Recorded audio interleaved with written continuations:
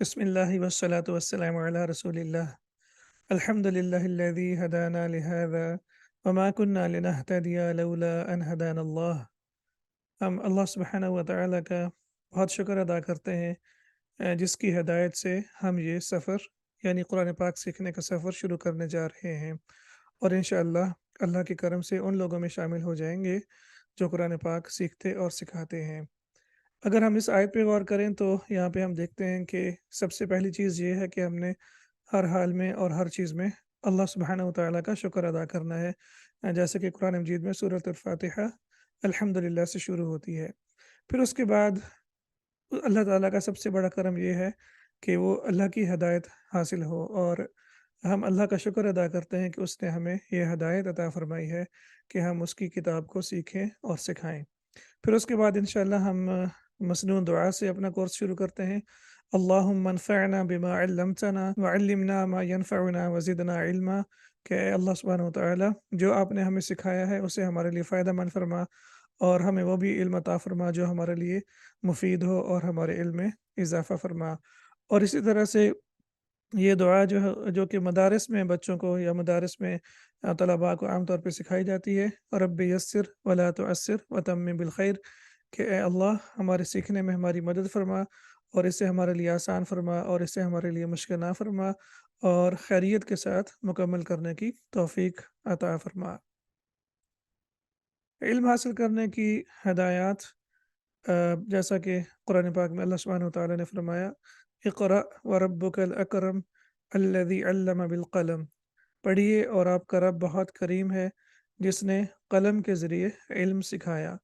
तो सबसे पहली चीज़ मैं आपसे ये कहूँगा कि आप अपनी कलम और अपनी नोटबुक अपने पास रखें और जिस-जिस चीज़ जो-जो आप नई चीज़ सीखते जाएँ, जिससे आपके इल्म में इज़ाफ़ा हो, वो आप ज़रूर नोट करते जाएँ कि पहले दिन से लेके यानी इस लेसन से लेके और इंशाअल्लाह ज्यों-ज्यों हम आगे बढ़ते जाएँगे, आप ये देखते जाएँ कि आपके इल्म में कितना इज़ाफ़ा होता जा रहा है।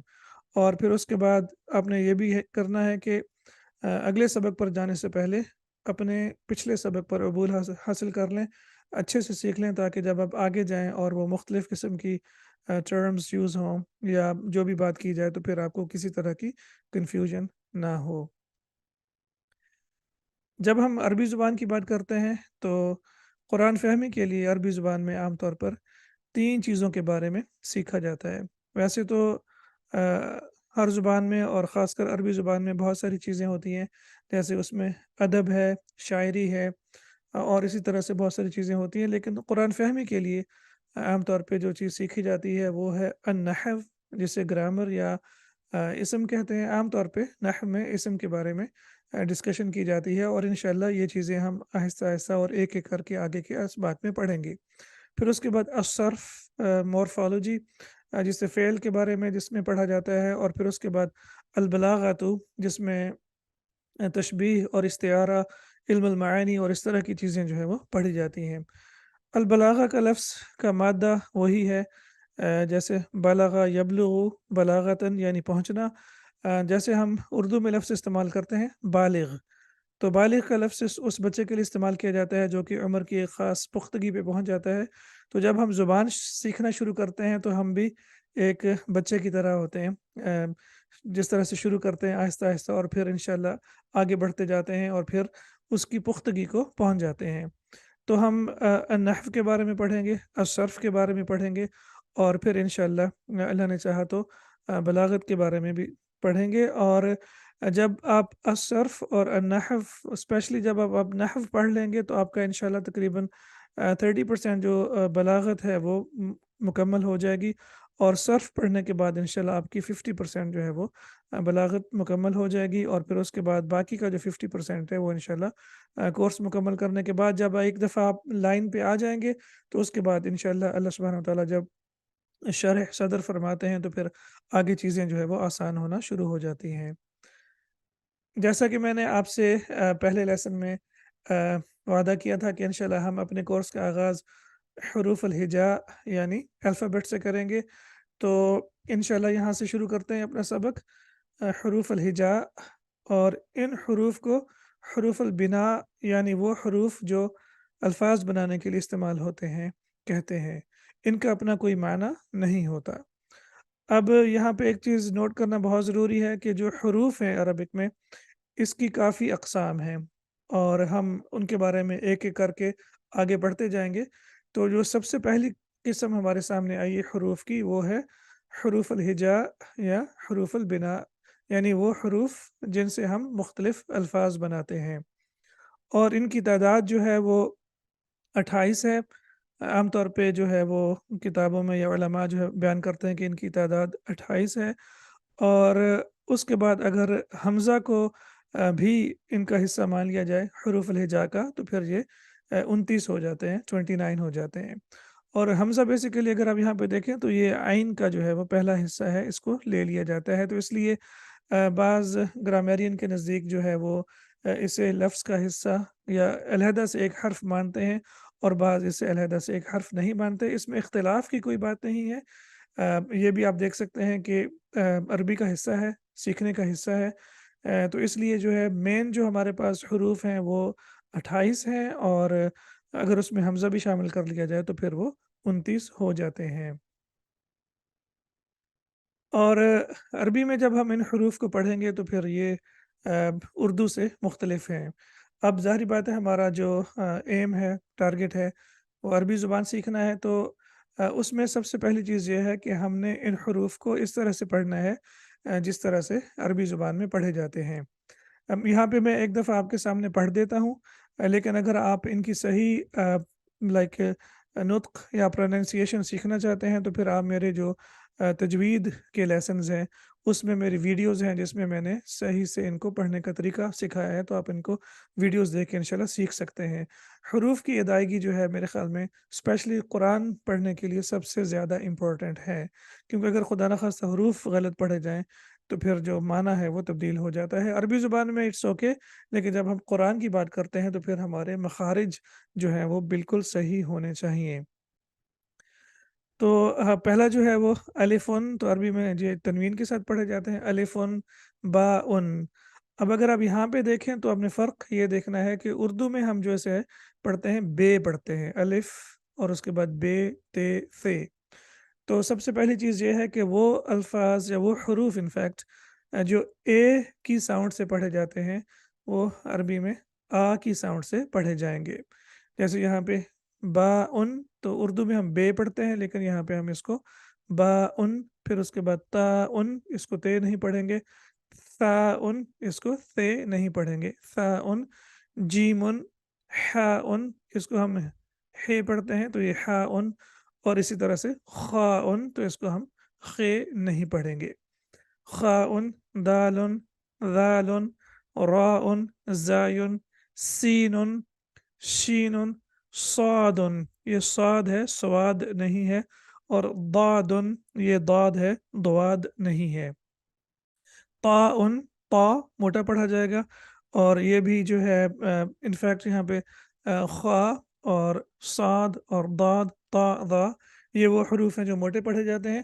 ونس اگین انشاءاللہ آپ میری جو تجوید کی ویڈیوز ہیں دیکھیں گے تو یہ آپ کو بالکل کلیئر ہو جائے گا۔ تو اس کو طا اور اس کو وا پڑھنا ہے، توئے اور دوئے نہیں پڑھنا۔ عین، غین، فا، قاف، قاف بھی موٹا پڑھا جاتا ہے، کاف یہ باریک پڑھا جاتا ہے، لام، میم، نون، ہا یہ ہا ہے، اور یہ جو اس سے پہلے ہم نے پڑھا ہے ہا، تو ان میں بھی فرق کرنا ہے آپ نے، واو، یا اور پھر اس کے بعد حمزتن۔ تو یہ ہمارے سامنے ان کی پروننسیشن بھی آ گئی ہے، پڑھنے کا طریقہ بھی آ گیا ہے۔ تو یہ اب ہمارے سامنے 29 حروف الہجاء آ گئے ہیں، اور ان کو صحیح سے پڑھنا اور ان کو صحیح سے سمجھنا بہت ضروری ہے۔ جو شخص بھی اردو جانتا ہو اس کے لیے عربی سیکھنا بہت آسان ہے۔ ویسے بھی عام طور پہ تقریباً 75% اردو میں وہ الفاظ استعمال ہوتے ہیں جو کہ ہم عربی میں جا کے پڑھیں گے۔ بس فرق صرف اتنا ہے کہ زبان کے قواعد تھوڑے سے مختلف ہوتے ہیں اور انہیں مختلف طریقے سے استعمال کیا جاتا ہے۔ تو اگر ہم کوئی اور ज़ुबान जैसे चाइनीज़ या फ्रेंच सीखना शुरू करें तो हो सकता है कि हरूफ अल-हिजा सीखने में ही हमें 2 महीने लग जाएँ। लेकिन ये हमारे लिए अल्लाह का करम है कि ये हरूफ हमें पहले से ही पता हैं। जो भी बंदा अरबी जानता है उसे इन हरूफ की पहचान है। हाँ, इनकी सही से प्रोनंसिएशन वो आपने सीखनी है, इनकी अदायगी मखारिज आपने सीखने हैं, लेकिन इनकी हमें पहले से पहचान है। अब हम आगे बढ़ते हुए देखते हैं कि हमज़ा क्या है? जैसा कि हमज़ा के बारे में शुरू से बात हुई है कि ये कभी जो है वो लफ्ज़ का हिस्सा होता है और कभी नहीं होता, और बाज़ उलमा या ग्रामेरियन के नज़दीक इसे जो है वो लफ्ज़ का हिस्सा माना जाता है और बाज़ औक़ात नहीं माना जाता। तो अब वो चीज़ भी हमारे सामने आ जाएगी कि वो जो छोटा-सा इख्तिलाफ़ पाया जाता है उसकी वजह क्या है? बाज़ औक़ात हमज़ा जो है वो लफ्ज़ का हिस्सा होता है। जैसे जाअ, शाअ, तो यहाँ पे ये लफ्ज़ का हिस्सा है। अब इसको हम ड्रॉप नहीं कर सकते, जा और शा नहीं पढ़ सकते। बाज़ औक़ात हमज़ा लफ्ज़ का हिस्सा नहीं होता, बल्कि ये अलिफ़, वाव और या के ऊपर आता है और उन्हें अपनी कुर्सी के तौर पे इस्तेमाल करता है। यानी बाज़ औक़ात ये खुद से आता है जैसे यहाँ पे आया हुआ है, लेकिन बाज़ औक़ात इसे जो है वो एक कुर्सी चाहिए होती है बैठने के लिए, तो दैट इज़ द रीज़न कि जिस वजह से बाज़ औक़ात इसे हुरूफ़ का जो है वो हिस्सा नहीं माना जाता। तो अब यहाँ पे अगर आप अबुन में देखें तो यहाँ पे इसने अलिफ को एज़ अ कुर्सी इस्तेमाल किया है, और आप मुमिनुन को देखें तो यहाँ पे इसने वाव को अपनी कुर्सी के तौर पे इस्तेमाल किया है, और यहाँ पे हय्ये में देखें तो यहाँ पे इसने या को कुर्सी के तौर पे इस्तेमाल किया है। आगे ये बात भी नोट कर लें कि जब हमज़ा अलिफ, वाव और या पर आता है तो वो हमज़ा बन जाते हैं। अब यहाँ पे हम इसे अलिफ नहीं बल्कि हमज़ा कहेंगे, और यहाँ पे हम इसे वाव नहीं बल्कि हमज़ा कहेंगे, और इसी तरह से हम इसको या नहीं बल्कि हमज़ा कहेंगे। तो जब भी हमज़ा अलिफ और वाव और या के ऊपर आएगा तो फिर उनको हमज़ा कहा जाएगा, उन्हें अलिफ नहीं कहेंगे, या उन्हें हम जो है वो अलिफ, वाव और या नहीं कहेंगे बल्कि उन्हें हमज़ा कहा जाएगा। तो अब हम कहेंगे कि अबुन में हमज़ा शुरू में है, मुमिनुन में हमज़ा जो है वो दरमियान में है, और हय्ये में जो हमज़ा ये है आखिर पे है। इसी तरह से अलिफ और हमज़ा में फ़र्क भी देखते हैं। अलिफ हमेशा खाली होती है, जैसे मा हादा, मा हादा। अब यहाँ पे देखें तो अलिफ जो है यहाँ पे खाली है, और यहाँ पे भी देखें तो ये खाली है। और दूसरा ये कि अलिफ लफ्ज़ के शुरू में कभी नहीं आती, लफ्ज़ के शुरू में कभी नहीं आती। और जब अलिफ पर कोई हरकत या सुकून आ जाए तो उसे हमज़ा कहा जाता है। जैसे अब यहाँ पे देखें, अब यहाँ पे ये साकिन की अलामत है, यहाँ पे ज़बर है जैसे कि आप देख सकते हैं, और बाज़ औक़ात इसके ऊपर 2 ज़बर भी आ सकती हैं। इसी तरह से यहाँ पे पेश है और 2 पेश भी आ सकती हैं, और ज़ेर है और 2 ज़ेर भी आ सकती हैं, और बाज़ औक़ात हमज़ा अकेला आता है, और बाज़ औक़ात हमज़ा के ऊपर अब साकिन भी आता है, और हमज़ा के ऊपर ज़बर, ज़ेर और पेश भी आ सकती है। तो जब भी अलिफ के ऊपर किसी किस्म की कोई अलामत आ जाएगी तो फिर वो अलिफ नहीं बल्कि हमज़ा कहलाएगी। अब जैसे यहाँ पे आप लफ्ज़ देखिए इंसान, तो यहाँ पे आप इंसान में आप इंशाअल्लाह आप आसानी से पहचान सकते हैं कि शुरू में यहाँ पे इसके ऊपर जो है वो ज़ेर है, और यहाँ पे अगर आप देखें तो ये खाली है। तो अभी जिस तरह से मैंने आपको बताया है कि हमज़ा जो है इस पे कोई ना कोई हरकत होगी, या ये खुद से हमज़ा की तरह लिखा हुआ होगा, और जो अलिफ होगी वो हमेशा खाली होगी। तो इंसान में अगर आप देखें तो शुरू में जो है ये हमज़ा है, और अगर आप इसके दरमियान में देखें तो ये अलिफ है। तो ये बेसिक फ़र्क है जो कि हमें जानने की ज़रूरत है। अगर आप ये सोच रहे होंगे कि अभी से हमें इन चीज़ों के लाइक ये चीज़ें ज़्यादा इम्पोर्टेंट नहीं हैं, तो इंशाअल्लाह ये चीज़ें इतनी इम्पोर्टेंट हैं, ये छोटी-छोटी बारीक चीज़ें इतनी इम्पोर्टेंट हैं कि इनको जाने बगैर हम आगे नहीं बढ़ सकते। तो इसलिए आपने ये जो भी चीज़ है इसको नोट करते जाना है, और साथ-साथ इसको इस तरह से याद करते जाएँ कि जब आप अगले सबक में जाएँ तो आपको किसी किस्म की परेशानी ना हो। उसके बाद हम बात करते हैं हरकत की, यानी वावल साइंस। तो हरकत उर्दू में तो हमें उनके नाम आते हैं। अब हमारा टारगेट चूँकि अरबी ज़ुबान सीखना है तो अब हम यहाँ पे इनके नाम जो है वो अरबी में भी याद करते हैं। दम्मतुन पेश को कहते हैं, और इसकी साउंड ऊ है, जैसे रुसुलुन, रुसुलुन।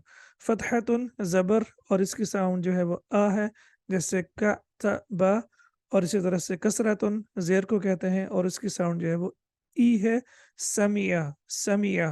تو ہمارے پاس تین علامات ہیں، ضمہ، فتحہ، کسرہ، پیش، زبر اور زیر۔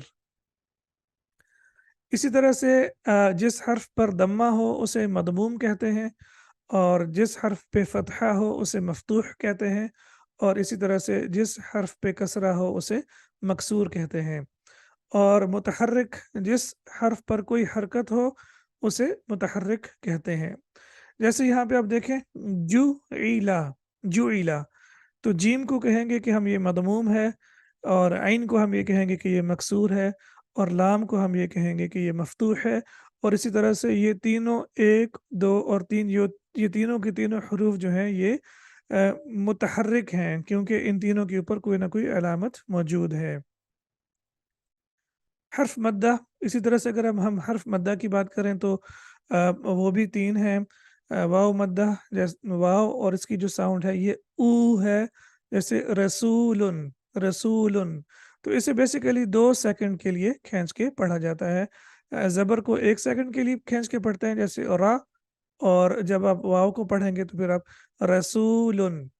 اسی طرح الف مدہ کی بات کریں گے تو اس کو آ پڑھا جاتا ہے، جیسے کتابن، تو یہاں پہ بھی آپ دیکھیں کہ الف کو 2 سیکنڈ کے لیے کھینچ کے پڑھا جاتا ہے، اور اسی طرح سے اگر آپ یا مدہ کی بات کریں تو پھر یہ ای کی ساؤنڈ ہوگی، جیسے سمیعن، تو یہاں پہ بھی اس کو 2 سیکنڈ کے لیے کھینچ کے پڑھیں گے۔ تو ہمارے سامنے اب یہ حروف مدہ بھی آ گئے ہیں، سم ٹائمز انہیں حروف لین بھی کہا جاتا ہے اگر ان سے پہلے زبر ہو، اور اگر ان سے پہلے زبر نہ ہو تو جیسے پیش زبر اور زیر ہو تو پھر ہم کہیں گے کہ یہ حروف مدہ ہیں اور انہیں 2 سیکنڈ کے لیے کھینچ کے پڑھا جاتا ہے۔ جیسے یہاں پہ ہے بو، با، بی، تو انہیں 2 سیکنڈ کے لیے کھینچ کے پڑھیں گے۔ یا اور الف مقصورہ یعنی چھوٹی الف کے درمیان فرق۔